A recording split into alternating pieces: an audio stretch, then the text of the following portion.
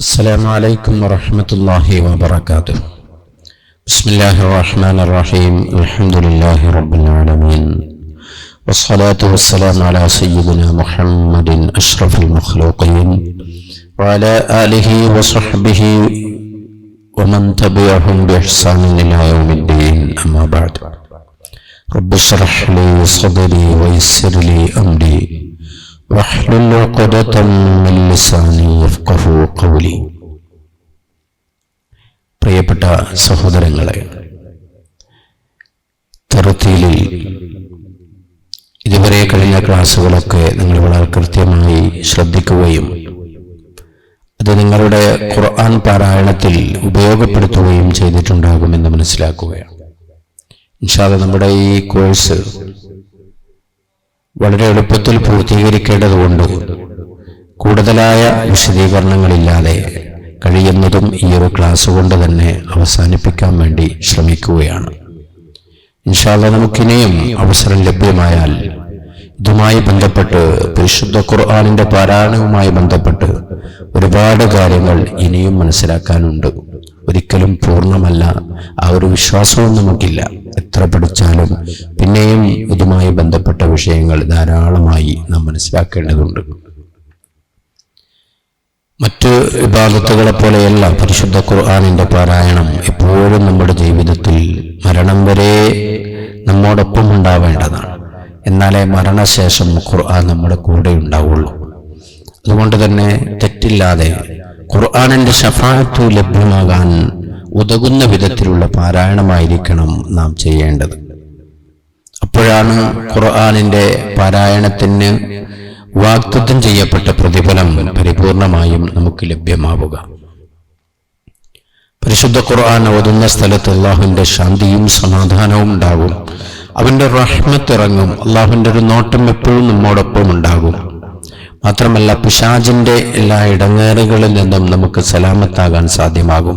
ഇങ്ങനെയുള്ള ഒരുപാട് നേട്ടങ്ങൾ പരിശുദ്ധ ഖുർആനിന്റെ പാരായണം കൊണ്ട് നമുക്ക് ലഭ്യമാണ്. അതുകൊണ്ട് ആ പ്രത്യേകതകളും പ്രാധാന്യങ്ങളും പ്രതിഫലങ്ങളും ഒക്കെ നമുക്ക് ലഭ്യമാകണമെങ്കിൽ അതിൻ്റെ പാരായണം ശരിയായ രൂപത്തിലായിത്തീരണം. അല്ലാഹു തൗഫീഖ് നൽകട്ടെ. വിശുദ്ധ ഖുർആനിന്റെ പാരായണത്തിന് 3 അവസ്ഥകളാണുള്ളത്. ഒന്ന് ഖത്അ ചെയ്യലാണ്, മറ്റൊന്ന് വഖഫ് ചെയ്യലാണ്, പിന്നൊന്ന് സക്ത ചെയ്യലാണ്. ഖത്അ ചെയ്യുക എന്ന് പറയുന്നത് ഖിറാഅത്തിൽ നിന്ന് വിരമിക്കലാണ്, ഓത്ത് നിർത്തുക. ഇനി ഇപ്പോൾ തുടർന്ന് ഓതാൻ ഉദ്ദേശിക്കുന്നില്ല, തൽക്കാലം ഓത്ത് നിർത്തുകയാണ്. അതിനാണ് ഖത്അ എന്ന് നമ്മൾ പറയാം. ഉദാഹരണം, ഒരു ഹിസ്ബോ അതല്ലെങ്കിൽ ഒരു ജുസുവോ അല്ലെങ്കിൽ ഒരു സൂറത്തോ ഓതിയിട്ട് നമ്മൾ ഖിറാഅത്ത് അവസാനിപ്പിച്ച് മുസ്ഹഫ് മാറ്റി വെക്കുന്നുണ്ടല്ലോ, ഇതിന് ഖത്അ എന്ന് പറയും. ഇന്നിന് ഈ സമയത്ത് ഇനി ഓതുന്നില്ല, ഓത്ത് നിർത്തി. പൂർണ്ണമായും നിർത്തലല്ല, താൽക്കാലികമായി നിർത്തുക. ആ നൃത്തത്തിനാണ് ഖത്അ എന്ന് പറയുന്നത്. ഖിറാഅത്തിൽ നിന്ന് വിരമിക്കുക. ആ വിരമിക്കൽ എവിടെയാവണം? ആയത്തിന്റെ അവസാനത്തിലായിരിക്കണം. എവിടെയാണെങ്കിലും ഓത്ത് നിർത്തുകയാണെങ്കിൽ, ഖിറാഅത്തിൽ നിന്ന് വിരമിക്കുകയാണെങ്കിൽ ആയത്തിന്റെ അവസാനത്തിൽ മാത്രമേ ഖത്അ ചെയ്യാൻ പാടുള്ളൂ. ഇദം ഫതഹ അഹദുകും ആയതൻ ഫലാ യഖ്തഉഹാ ഹത്താ യുതിമ്മഹ. ഇദം ഫതഹ അഹദുകും ആയതൻ, നിങ്ങളിൽ ആരെങ്കിലും ഒരായത്ത് ഓതുകയാണെങ്കിൽ ഫലാ യഖ്തഉഹാ, അതിനെ മുറിച്ചു കളയരുത് അഥവാ വിരമിക്കരുത്. ഹത്താ യുതിമ്മഹ, ആ ആയത്ത് പൂർണ്ണമാകുന്നത് വരെ. അപ്പോൾ ഒരു സൂറത്തിന്റെ ഇടയിൽ നമുക്ക് ഖത്അ ചെയ്യുന്നതിന് കുഴപ്പമില്ല, പക്ഷെ ഒരു ആയത്തിന്റെ ഇടയിൽ ഖത്അ ചെയ്യരുത്. ഖുർആൻ പാരായണം നമ്മൾ നിർത്തുകയാണെങ്കിൽ അത് ആയത്തിന്റെ അവസാനത്തിലാകാൻ പ്രത്യേകമായി ശ്രദ്ധിക്കണം. അതാണ് ഒരവസ്ഥ, ഖത്അ ചെയ്യാം. മറ്റൊന്ന് വഖഫ് ചെയ്യലാണ്. വഖഫ് ചെയ്യാന്ന് പറഞ്ഞാൽ ഓതിക്കൊണ്ടിരിക്കെ തുടർന്ന് ഓതണമെന്ന ഉദ്ദേശത്തോടെ ശ്വാസം വിടാൻ വേണ്ടി അല്പം നിർത്തുക. ഇതിനാണ് വഖഫ് എന്ന് പറയാം. അത് നിർത്തൽ തന്നെയാണ്. പക്ഷെ എന്താ വ്യത്യാസം? നേരത്തെ ഖത്അ ചെയ്യാന്ന് പറഞ്ഞതിൽ ഓത്ത് നിർത്തി, ഇനി ഇപ്പോൾ ഓതുന്നില്ല. വഖഫോ തുടർന്ന് ഓതിക്കൊണ്ടേയിരിക്കുകയാണ്, പക്ഷേ ശ്വാസം തീർന്നുപോയി. ശ്വാസം വിടാനും പുതിയ ശ്വാസം എടുക്കാനും വേണ്ടി നമ്മൾ നിർത്തുക. ആ നൃത്തത്തിനാണ് വഖഫ് എന്ന് പറയുന്നത്. വഖഫ് എവിടെയും ചെയ്യാം.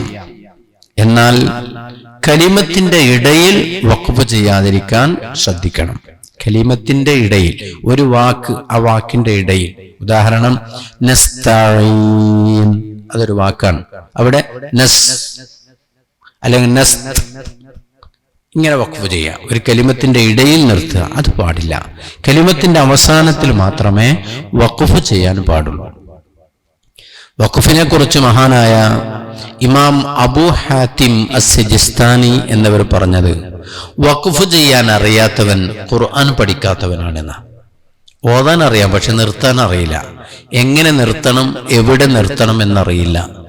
പ്രത്യേകമായി പരിശുദ്ധ ഖുർആൻ പാരായണത്തിലെ ഒരു ഏരിയയാണ് വഖഫ് എന്നത്. അപ്പോൾ വഖഫ് ചെയ്യുമ്പോൾ എങ്ങനെ വഖഫ് ചെയ്യണം, എവിടെ വഖഫ് ചെയ്യണം എന്ന് പ്രത്യേകമായി മനസ്സിലാക്കണം. വഖഫ് ചെയ്യാൻ അറിയാത്തവൻ ഖുർആൻ ഓതാൻ അറിയാത്തവനാണ്, ഖുർആൻ പഠിക്കാത്തവനാണ് എന്നാണ് ഇമാം ഹാത്തിം സജിസ്ഥാനി തങ്ങൾ പറഞ്ഞത്. അപ്പൊ വഖഫ് ശ്വാസം വിടാൻ വേണ്ടി മാത്രം നിർത്തുക, ഓത്ത് നിർത്തുക, അതാണ് വഖഫ്. മൂന്നാമത്തേതാണ് സക്ത്. സക്ത് ചെയ്യാന്ന് പറഞ്ഞാൽ ശ്വാസം വിടാതെ അല്പം അടങ്ങുക. ശ്വാസം വിടരുത്. ആ ഓതി വരുന്ന ശ്വാസത്തിൽ തന്നെ അല്പം ഖിറാഅത്ത് മുറിക്കുക, ഓത്ത് മുറിക്കുക, ഉടനെ അടുത്ത കലിമത്ത് ഓതുക. അങ്ങനെ സക്ത് ചെയ്യേണ്ട സ്ഥലങ്ങൾ നമ്മുടെ ഖിറാഅത്തില് 4 സ്ഥലങ്ങളിലാണ് ഉള്ളത്. നേരത്തെ അത് പറഞ്ഞിട്ടുണ്ട് എന്നാണ് ഞാൻ മനസ്സിലാക്കുന്നത്. അതിലൊന്ന് സൂറത്ത് യാസീനിൽ قالوا يا ويلنا من بعثنا من مرقدنا هذا من مرقدنا هذا. അവിടെ മുസാഫിൽ സീൻ കൊടുത്തിട്ട് കാണാം. ആ സീനാണ് സക്തയുടെ അടയാളം. എന്താ വ്യത്യാസം? മിൻ മർഖദിനാ ഹാദാ എന്ന് ഓതുന്നതിന് പകരം മിൻ മർഖദിനാ ഹാദാ. ശ്വാസം വിടാതെ അല്പം അടങ്ങുക, ഉടൻ എടുത്തുക.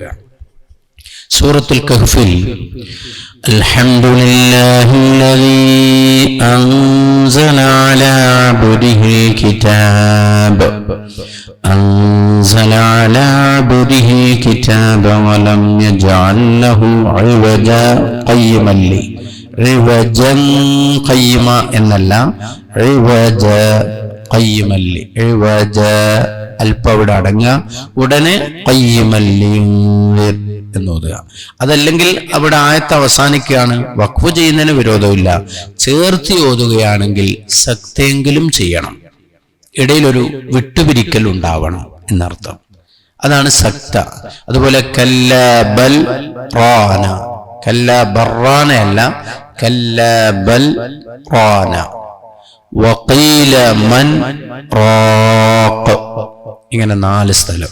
ഈ 4 സ്ഥലത്താണ് നമ്മുടെ ഖിറാഅത്തിൽ സക്ത ചെയ്യേണ്ട സ്ഥലങ്ങൾ. സക്ത എന്നാൽ ശ്വാസം വിടാതെ അല്പം അടങ്ങുക. 3 ആയല്ലോ. 1 ഖിറാഅത്തിൽ നിന്ന് വിരമിക്കുക, ഓത്ത് മതിയാക്കുക, അതിന് ഖത്അ എന്ന് പറയും. 2 വഖഫ്. വഖഫ് എന്നാൽ ഓതിക്കൊണ്ടിരിക്കെ ശ്വാസം വിടാൻ വേണ്ടി നിർത്തുക, പിന്നെ തുടർന്നെടുത്ത് ഓതുക, അതാണ് വഖഫ്. 3ാമത്തത് സക്തയാണ്. സക്ത ചെയ്യാന്ന് പറഞ്ഞാൽ ഓതിക്കൊണ്ടിരിക്കെ ഈ പ്രത്യേകമായ സ്ഥലങ്ങളിൽ മാത്രം ശ്വാസം വിടാതെ അല്പം അടങ്ങുക. ശ്വാസം വിടാതെ അല്പം അടങ്ങി ഉടനെ അടുത്ത കലിമത്ത് എടുത്തോതുക, അതാണ് സക്ത. അത് 4 സ്ഥലങ്ങളിൽ മാത്രം. വഖഫിനെ കുറിച്ച് നമ്മൾ നന്നായി മനസ്സിലാക്കണം. വഖഫ് യഥാർത്ഥത്തിൽ ആശയങ്ങളുടെ അടിസ്ഥാനത്തിലാണ്. അർത്ഥം പൂർണ്ണമാകുന്ന സ്ഥലത്താണ് വഖഫ് ചെയ്യേണ്ടത്. ഒരു വാക്യം പൂർണ്ണമാവണം, ഒരു കലാമാവണം, അവിടെ വഖഫ് ചെയ്യാവുള്ളൂ. എന്നാൽ അർത്ഥമറിയാത്ത ആളുകൾക്ക് എങ്ങനെ കലാമായോ ഇല്ലേ എന്നറിയാം? അർത്ഥത്തിന്റെ അടിസ്ഥാനത്തിലാണ് വഖഫ്. അർത്ഥം എവിടെ പൂർണ്ണമാകുന്നോ അവിടെ വഖഫ് ചെയ്യാമെന്നാണ്. പക്ഷെ നമുക്ക് ഖുർആനിന്റെ ആശയം മനസ്സിലാവാത്തത് കൊണ്ട് എവിടെയാണ് അർത്ഥം പൂർണ്ണമാകുന്ന കലിമത്ത് എന്നറിഞ്ഞോളണമെന്നില്ല. അപ്പൊ നമ്മെ പോലെയുള്ള ആളുകൾക്ക്, ആശയം അറിയാത്ത ആളുകൾക്ക്, അർത്ഥമറിയാത്ത ആളുകൾക്ക് മഹാനായ ഇമാം അബൂ ജാഫർ അസ്-സജാവന്തി റളിയല്ലാഹു അൻഹു പോലെയുള്ള ആളുകൾ എന്ത് ചെയ്തിട്ടുണ്ട്? വഖഫിന്റെ ചില ചിഹ്നങ്ങൾ അടയാളപ്പെടുത്തി തന്നിട്ടുണ്ട്. ഖുർആൻ ഓതുന്ന ആളുകൾക്കൊക്കെ അറിയാം, പല സ്ഥലങ്ങളിലും ചില ചിഹ്നങ്ങൾ, ചില അടയാളങ്ങൾ നമുക്ക് കാണാൻ സാധിക്കും. അത് ആർക്കുള്ളതാണ്? ആശയം അറിയാത്ത ആളുകൾക്ക്, എവിടെ വഖഫ് ചെയ്യാമെന്ന് മനസ്സിലാകാത്ത ആളുകൾക്ക് വഖഫ് തിരിച്ചറിയാനുള്ള ചിഹ്നങ്ങളാണ് അവിടെ കൊടുത്തിട്ടുള്ളത്.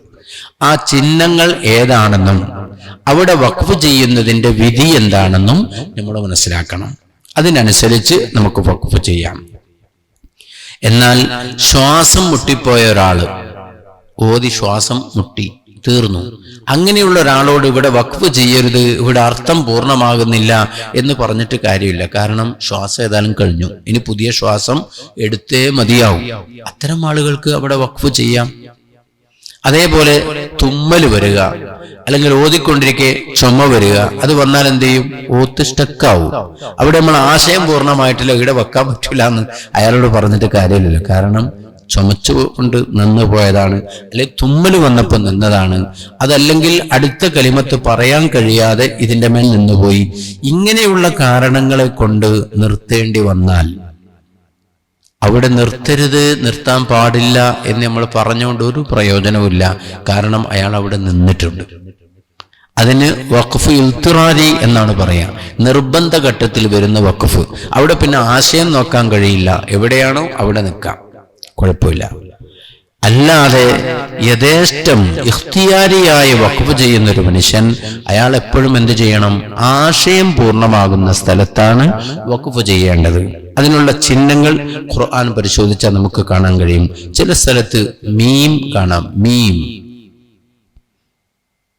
അതിന് ഫത്ഹോ കസ്റോ ലമ്മോ ഒന്നും ഉണ്ടാവില്ല, ഹർക്കത്തൊന്നും ഇല്ലാത്തൊരു കാലിയായ മീം കാണാം.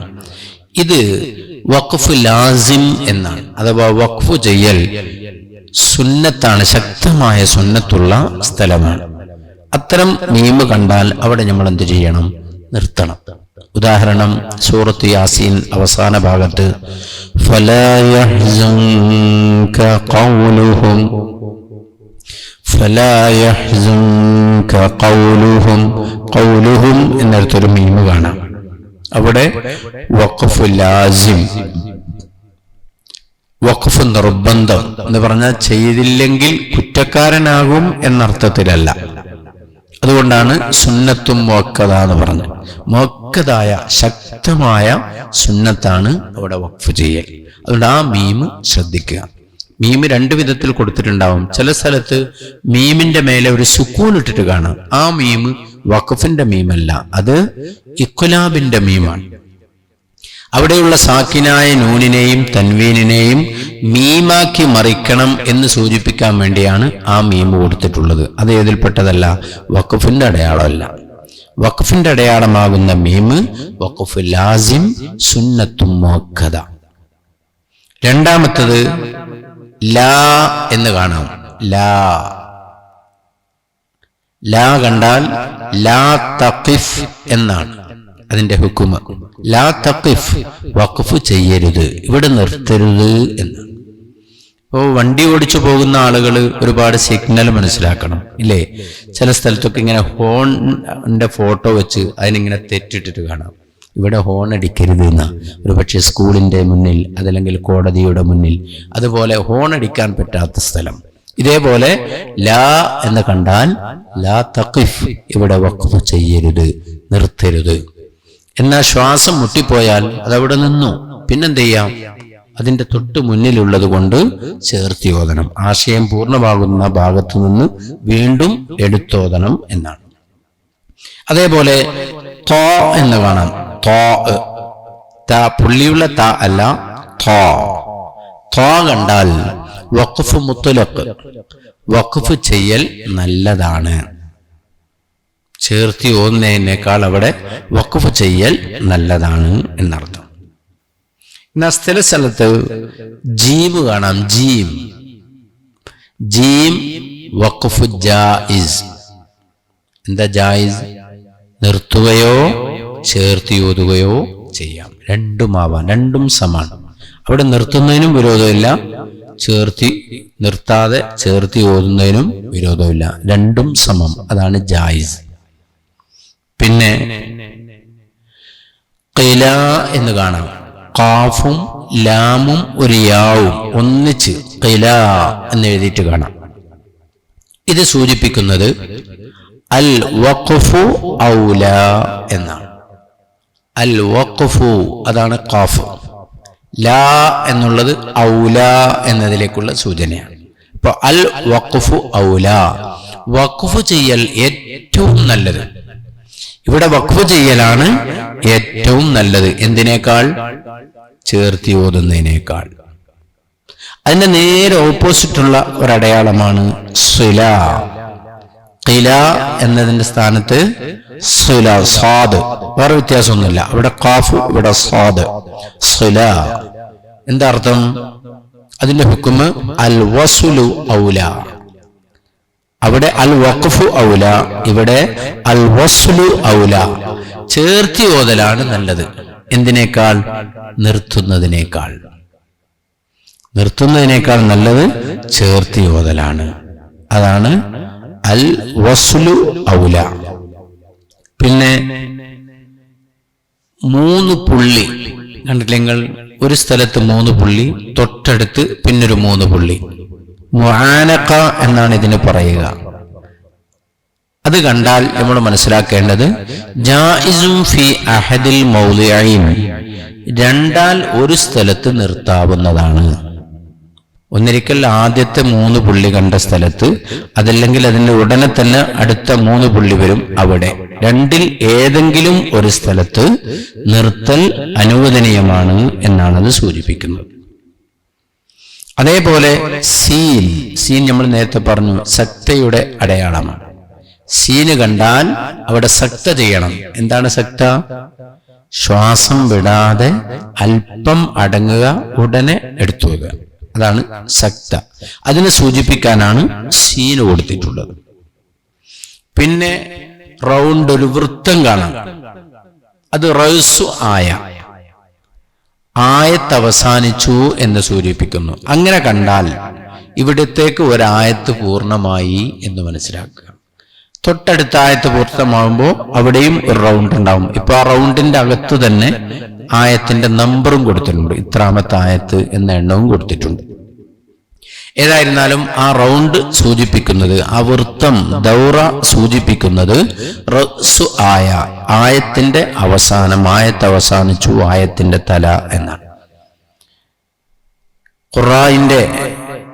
പരിശുദ്ധ ഖുർആന്റെ പാരായണവുമായി ബന്ധപ്പെട്ട ഇമാമിങ്ങളിൽ ഭൂരിഭാഗം ആളുകളും പറയുന്നത് റഅ്സു ആയയിൽ വഖഫ് ചെയ്യൽ സുന്നത്താണെന്നാണ്. എവിടെയാണോ അത്തരം അടയാളം കാണുന്നത് അവിടെ വഖഫ് ചെയ്യൽ സുന്നത്താണ്. കാരണം ഒരു ആയത്ത് അവസാനിക്കുന്ന സ്ഥലമാണ്, അവിടെ വഖഫ് ചെയ്യൽ സുന്നത്താണെന്നാണ്. പിന്നെ ചില മുസ്ഹഫുകളിൽ ഖാഫ് കാണാം. ഖാഫ്, പുള്ളിയുള്ള ഖാഫ്. അത് സൂചിപ്പിക്കുന്നത് ഖീല അലൈഹിൽ വഖഫു, ഇവിടെ വഖഫ് ചെയ്യാം എന്ന അഭിപ്രായമുണ്ട്. അപ്പൊ ചെയ്യുന്നതിന് വിരോധമില്ല. ചില സ്ഥലത്ത് സ്വാദ് കാണാം. സ്വാദ്, ആ സ്വാദ് കണ്ടാൽ വഖഫ് മുറഖസ് എന്നാണ്. അവിടെ ശരിയായ വഖഫിലേക്ക് എത്തില്ലെങ്കിൽ ഇവിടെ വഖഫ് ചെയ്യാം എന്നാണ്. വിടുതിയുണ്ട്, ഇളവുണ്ട്, അതാണ് മുറഖസ്. അപ്പൊ ഇത്തരം അടയാളങ്ങൾ കണ്ടുകൊണ്ട് അർത്ഥമറിയില്ലെങ്കിലും ഇവിടെ വഖഫ് ചെയ്യുന്നതിന്റെ ഹുക്കം എന്താണെന്ന് നമ്മൾ മനസ്സിലാക്കണം. കാരണം വഖഫ് ആശയത്തിന്റെ അടിസ്ഥാനത്തിലാകുമ്പോൾ വഖഫിനെ 4ആയി തിരിച്ചിട്ടുണ്ട്.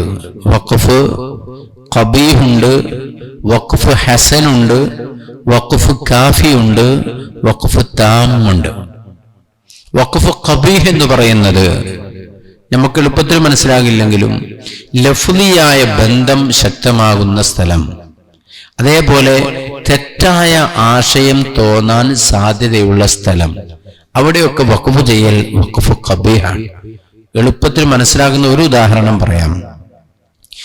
ഇന്നല്ലാഹ ലാ യഗ്ഫിർ ഇന്നല്ലാഹ ലാ യഗ്ഫിർ. എന്താ അർത്ഥം? നിശ്ചയം അല്ലാഹു തആല പുറത്തു കൊടുക്കുകയില്ല.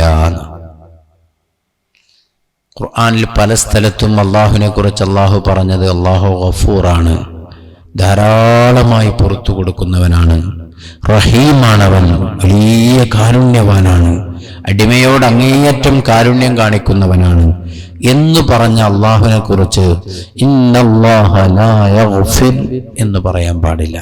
അപ്പൊ അവിടെ ഒരാൾ വഖഫ് ചെയ്താൽ ഇന്നല്ലാഹ ലാ യഗ്ഫിർ എന്നൊരു സ്ഥലത്ത് വഖഫ് ചെയ്താൽ ആശയം തെറ്റായ ആശയം തോന്നാൻ സാധ്യതയുണ്ട്.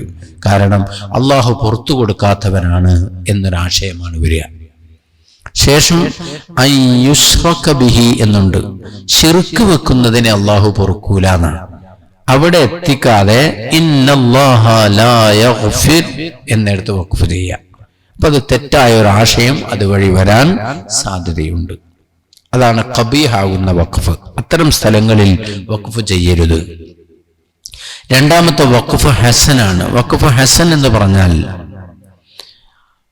കലാമാകുന്നുണ്ട്, വാക്യമാകുന്നുണ്ട്, പക്ഷേ ശേഷമുള്ളതുമായി ലഫ്ദിയും മാനവിയുമായ ബന്ധമുണ്ട്.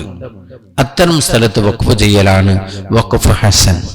ഉദാഹരണം അൽഹംദുലില്ലാഹി റബ്ബിൽ ആലമീൻ, അൽഹംദുലില്ലാഹ് അവിടെ വഖഫ് ചെയ്യാം.